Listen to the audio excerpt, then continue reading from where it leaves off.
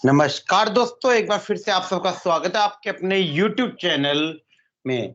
आज हम लेके आए हैं आपके लिए धमाकेदार वीडियो, जिसके अंदर आप पाएंगे हिंदी के मोस्ट इंपोर्टेंट 50 क्वेश्चंस जो आपकी आने वाली एग्जाम है उसके हिसाब से बहुत इंपोर्टेंट क्वेश्चंस है।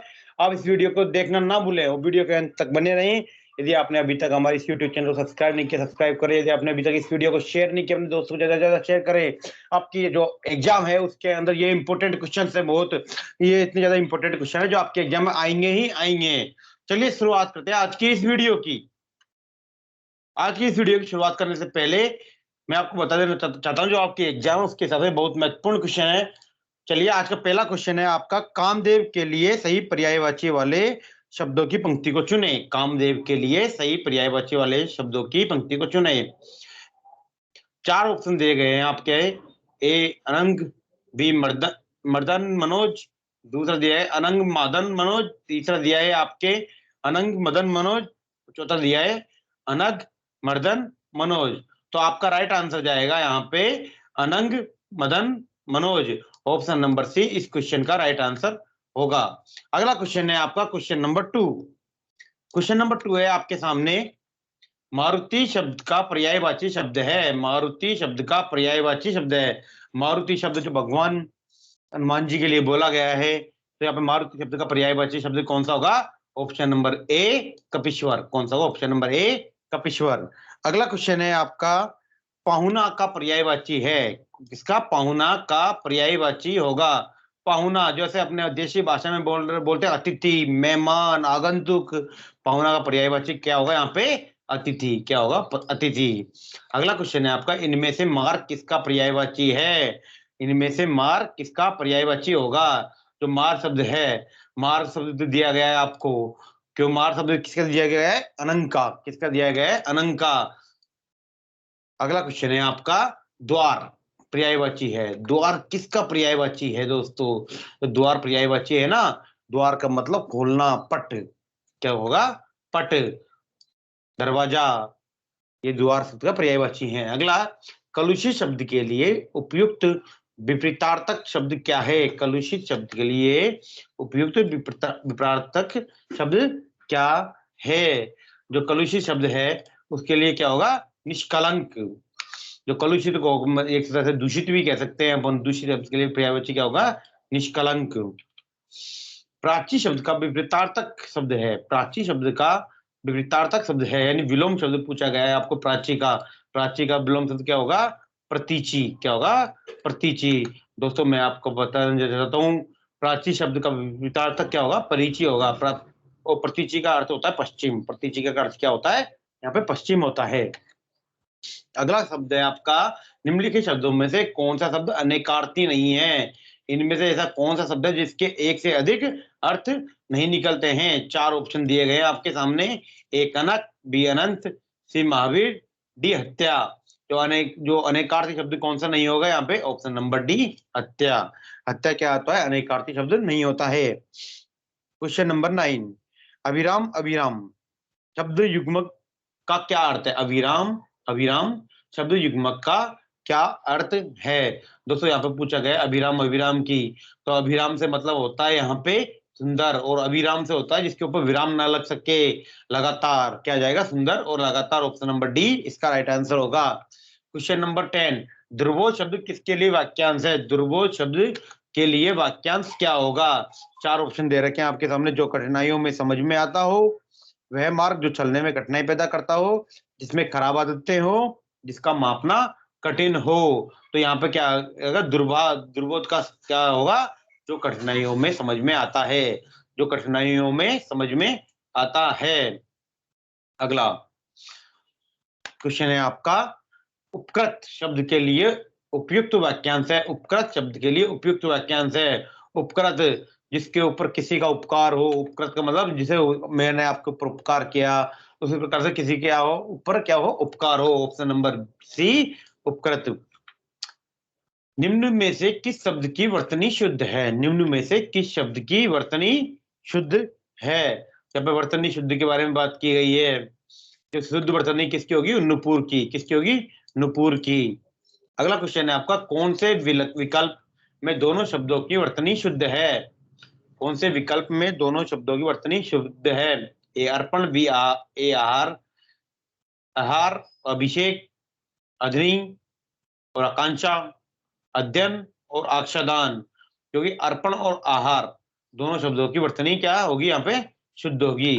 अर्पण और आहार की क्या होगी वर्तनी? यहाँ पे शुद्ध होगी। क्वेश्चन नंबर 14, निम्न शब्दों में से शुद्ध वर्तनी का चयन कीजिए। निम्न शब्दों में शुद्ध वर्तनी का चयन कीजिए।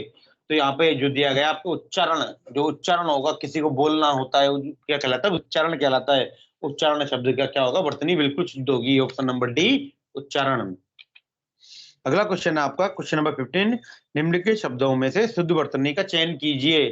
चांद, अंधेरा, ऊंट और पहुंचना। चांद, अंधेरा, ऊंट और पहुंचना।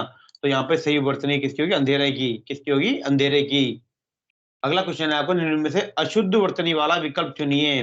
अब यहाँ पे दोस्तों आपसे अशुद्ध पूछा गया है। तो अशुद्ध यहाँ पे ताबूत दिया गया है, ताबूत दिया गया है, अर्पण दिया गया है और गर्मी दी गई है। तो यहाँ पे क्या होगा? ताबूत। ऑप्शन नंबर ए, ताबूत। निम्न में से अशुद्ध वर्तनी वाला विकल्प चुनिए। यहाँ पे अशुद्ध वर्तनी वाला कौन सा विकल्प होगा? अशुद्ध वर्तनी वाले को विषम, विषम, अधीन और आहार। जो यहाँ पे ऑप्शन नंबर ए विषम दिया गया है, ये अशुद्ध वर्तनी वाला, जबकि ऑप्शन नंबर बी विषम, ये बिल्कुल शुद्ध वर्तनी वाला है। ऑप्शन नंबर ए यहाँ पर राइट आंसर होगा। क्वेश्चन नंबर 18, दानी प्रत्यय से बना शब्द निम्न में से कौन सा है? दानी प्रत्यय से बना शब्द निम्न में से कौन सा है? चार ऑप्शन दिए गए हैं आपके। ए शौकीन, बी चौहादानी, सी चांदनी, डी जमींदार। यहाँ पे दानी शब्द के प्रत्यय से, दानी में कौन सा? दानी के, दानी प्रत्यय से, दानी प्रत्यय से कौन सा बना है आपके? ऑप्शन नंबर ए चौहादानी, ऑप्शन नंबर बी चौहादानी। अगला क्वेश्चन आपका पन प्रत्यय से बना शब्द निम्न में से कौन सा है? यहाँ पे पन प्रत्यय के बारे में बात की गई। किसके बारे में बात की गई? पन प्रत्यय के बारे में बात की गई है। तो पन प्रत्यय से बना हुआ शब्द कौन सा होगा? यहाँ पे पन का मतलब पनपना, पन का मतलब पनपना। पनपते कब है? बचपन में। पनपते कब है? बचपन में। दर्शनीय शब्द किस प्रत्यय के योग से बना है? दर्शनीय शब्द किस प्रत्यय के योग से बना है? यहाँ पे लास्ट में दर्शन के बाद में क्या आ रहा है? ई है। क्या है? दर्शन के बाद में ई है। तो दर्शन शब्द किस प्रत्यय से बना होगा? आपके ई है प्रत्यय से बना होगा। अगला क्वेश्चन है आपका शे प्लस एन का अर्थ होता है संधि विच्छेद है शयन। क्या होता है? शे प्लस एन का संधि क्या है? शयन। तो यहाँ पे पूछा गया है दोस्तों आपसे, इनमें कौन सी संधि है? तो शे प्लस अन में कौन सी संधि होती है? अयादी संधि। कौन सी संधि होती है? अयादी संधि होती है। अयादी संधि के अन्य उदाहरण होंगे आपके गे प्लस अक, गायक, भो प्लस अन, भवन, भो प्लस उक, भावुक। ये भी अयादी संधि के अन्य एग्जाम्पल होते हैं। क्वेश्चन नंबर 22, विसर्ग संधि है, इनमें से विसर्ग संधि कौन सी होगी? यहाँ पर विसर्ग संधि के बारे में पूछा गया है। विसर्ग संधि कौन सी होगी? मन प्लस हर। कौन सी होगी? मन प्लस हर बराबर मनोहर। कौन सी होगी? मन प्लस हर बराबर मनोहर। यहाँ पे महोदय, अगला वर्ड दिया गया आपको महोदय। महोदय के अंदर कौन सी संधि होती है दोस्तों? महोदय के अंदर जो संधि पाई जाती है वो कौन सी होगी? गुण संधि। कौन सी होती है महोदय में? गुण संधि। वधुर्जा, वधु प्लस ऊर्जा। वधुर्जा क्या होता है? वधु प्लस ऊर्जा। तो वधु प्लस ऊर्जा में कौन सी संधि होती है? दीर्घ संधि। कौन सी होती है दोस्तों? दीर्घ संधि। यहाँ पे कौन सी संधि होती है? दीर्घ संधि। और जब नयन की बात करें, हम किसकी बात करें? नयन की। तो नयन में कौन सी संधि होती है? ने प्लस एन बराबर अयादी संधि। कौन सी होती है? अयादी संधि। अगला क्वेश्चन है आपका, निश्चल शब्द में कौन सी संधि है? निश्चल शब्द में कौन सी संधि है? निश्चल, यहाँ पर पूछा गया निश्चल के बारे में। निश्चल शब्द में कौन सी संधि होगी? विसर्ग संधि। कौन सी होती है? विसर्ग संधि। तो विसर्ग संधि क्या कहती है? विसर्ग के साथ स्वर या व्यंजन के मेल से विकार उत्पन्न होता है। विसर्ग के साथ स्वर या व्यंजन के जो मेल से प्रारंभ होगा वो कौन सी कहलाएगी? आपकी विसर्ग संधि कहलाती है। स्वेच्छा का संधि विच्छेद है, यहाँ पर स्वेच्छा का संधि विच्छेद पूछा गया है। स्वेच्छा का क्या होता है? स्व प्लस इच्छा। क्या होती है? स्व प्लस इच्छा। क्वेश्चन नंबर 25, सप्तऋषि, सप्त प्लस ऋषि संधि है। सप्त प्लस ऋषि कौन सी संधि होगी? यहाँ पे गुण संधि। तो यहाँ पे गुण आया है। क्या है? यहाँ पे गुण आया है। अगला क्वेश्चन है आपका,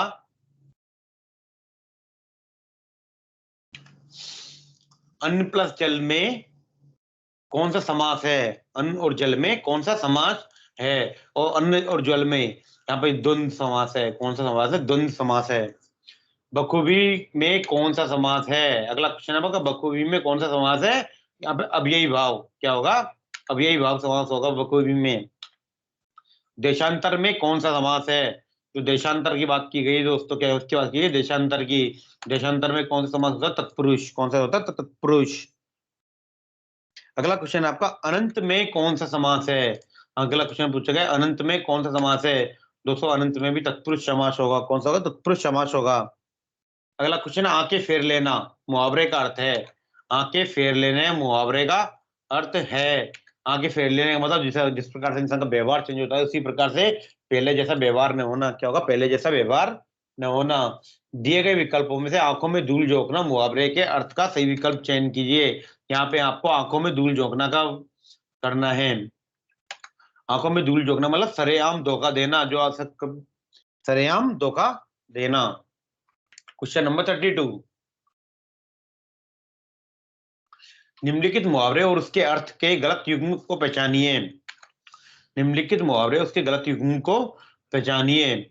सब्जबाग दिखाना, हथप्रभ रह जाना, सीनाजोरी करना, जबरदस्ती करना, हाँ में हाँ मिलाना, खुशामद करना, किस्मत पलटना मतलब भाग्य फिरना। ये तीनों जो दिखाए गए हैं, कि सही युग्म है सीनाजोरी करने का जबरदस्ती करना, हाँ में हाँ मिलाना खुशामद करना, किस्मत पलटना का भाग्य फिरना।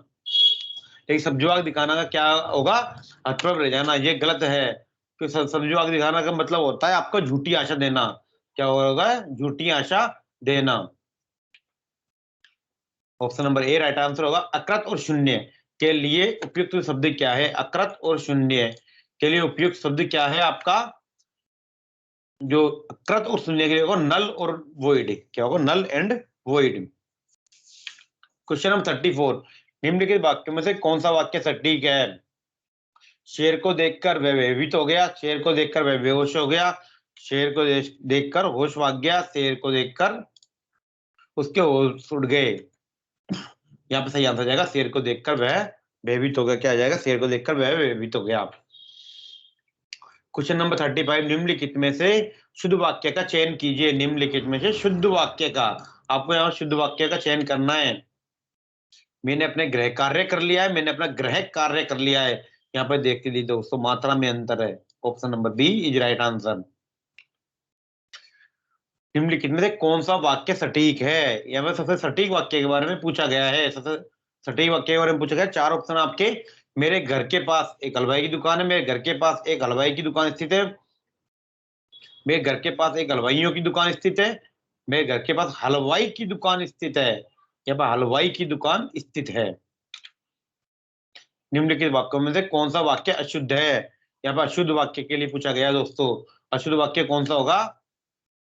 लोकगीतों की मौलिक बोली अथवा भाषा का पता लगाना कठिन ही नहीं असंभव है, क्योंकि लोकगीत उत्पन्न होकर भाषा के प्रभाव में तैरते चलते हैं। यहाँ पे ऑप्शन नंबर ए लोकगीतों के लिए होगा। निम्नलिखित में से उस विकल्प का चयन करें जो दो चेक करें तो दो मुहावरे का अर्थ व्यक्त करता है। मक्खियां मारना, मक्खियां मारना है दो मुहावरे का अर्थ व्यक्त करता है। मक्खियां मारने का दो मुहावरे का अर्थ कैसे करेगा? बेकार बैठना। कैसा है? बेकार बैठना। तो मक्खियां मारने का अर्थ होता है बेकार बैठना। या फिर दूसरा वो नौकरी छूट जाने के कारण आजकल लोग मक्खियां मार रहे हैं। यहाँ पे निम्नलिखित में से उस विकल्प का चयन करें जो तेल निकालना मुहावरे का अर्थ व्यक्त करता है। किसका? तेल निकालने का। तेल निकालने का मतलब होता है कि अधिक काम में लेना। क्या होगा? अधिक काम में लेना, बहुत अधिक काम करा लेना। क्वेश्चन नंबर 14, निधन किस शब्द का संधि विच्छेद है? निधन। तो नी प्लस धन होगा, वो किसका होगा? निर्धन का। किसका होगा? निर्धन का। Option number C is right answer. Question number 40, निम्नलिखित में से किस शब्द में नीय प्रत्यय नहीं है? यहाँ पर नीय प्रत्यय के बारे में बात की गई। नीय प्रत्यय किसमें नहीं है? आपके पानीय में। किसमें? पानीय में। पूजनीय में नीय प्रत्यय आता है, आदरणीय में नीय प्रत्यय आता है, सोचनीय में नीय प्रत्यय आता है, लेकिन पानीय शब्द जो होगा उसके अंदर नीय प्रत्यय नहीं होगा। Option number B is right answer. उपसर्ग से बने शब्द का कौन सा विकल्प गलत है? उपसर्ग से बने शब्द का कौन सा विकल्प गलत है? या फिर उपसर्ग से जो शब्द बन रहा है उसका कौन सा विकल्प गलत है? आ प्लस जीवन आजीवन होता है, आ प्लस गमन आगमन होता है, आ प्लस रोहण आरोहण होता है, लेकिन आ प्लस दत्त आदत्त नहीं होता है।